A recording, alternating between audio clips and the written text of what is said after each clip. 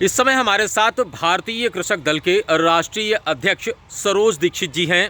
वो इस समय किसानों की समस्याओं को लेकर के काफ़ी चिंतित हैं और चिंता लाजमी भी है क्योंकि वह किसानों के नेता हैं। उन्हीं से जानेंगे कि आखिर उनकी चिंता क्या है। नमस्कार।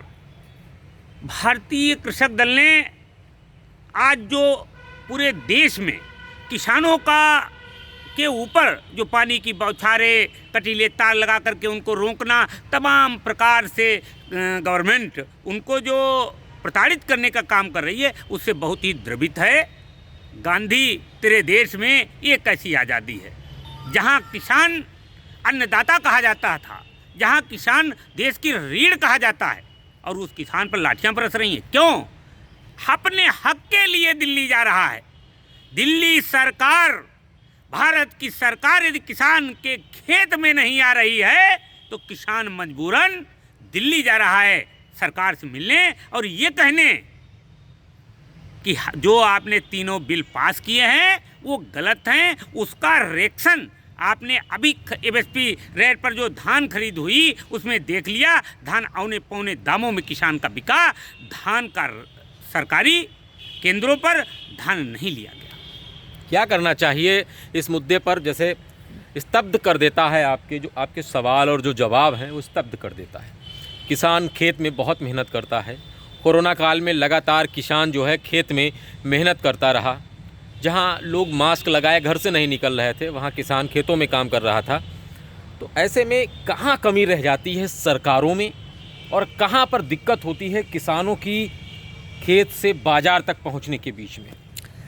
देखिए, निश्चित तौर पर ये माना जाए कि किसान वाकई में सबसे निचले स्तर पर काम कर रहा है। एक समय जब लोग खेती को सबसे प्रमुखता के साथ लेते थे और नौकरी को सबसे नीचे श्रेणी में गिना जाता था, लेकिन आज सरकारी अमला तो आसमान छूने लगा, लेकिन किसान जो खेतिहर मजदूर है उसकी पोजीशन बहुत बुरी है। इतनी लागत लगाने के बाद भी किसानों की फसल रात में चौपट हो जाती हैं। आपका पशु आश्रय स्थल बिल्कुल 100 पीस बने हुए हैं, सरकार उस पर अमल नहीं कर रही है। सरकार हमको डीएपी और यूरिया जिस तरीके से मुहैया होनी चाहिए थे नहीं करा पा रही है। सरकार हमारा एमएसपी रेट पर जो हमारा उत्पादन लेना चाहिए था नहीं ले पा रही है। स्थिति इतनी है कि किसान भुखमरी की कगार पर आ गया है, और जब किसान भुखमरी की कगार पर आ गया है तो फिर वो आंदोलन के जागरूक हो रहा है।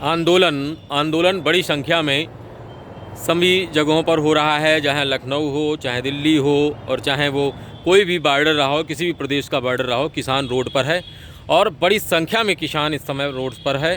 खेत में क्यों नहीं है?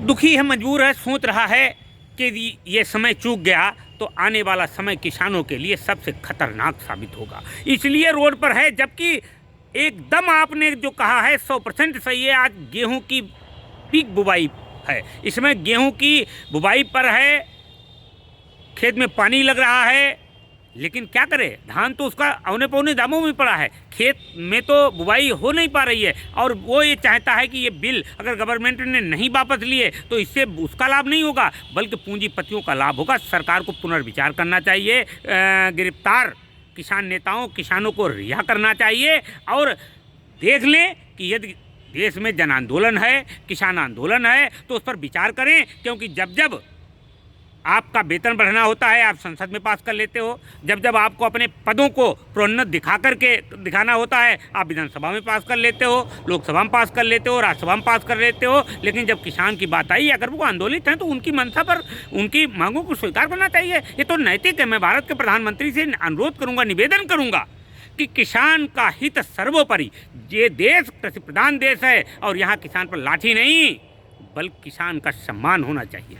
किसान का सम्मान होना चाहिए क्योंकि किसान और जवान देश के भगवान हैं, इसलिए किसानों का सम्मान होना चाहिए। उन्हें लाठी नहीं, सहानुभूति की आवश्यकता है, मदद की आवश्यकता है, क्योंकि इन्हीं से देश महान बनता है।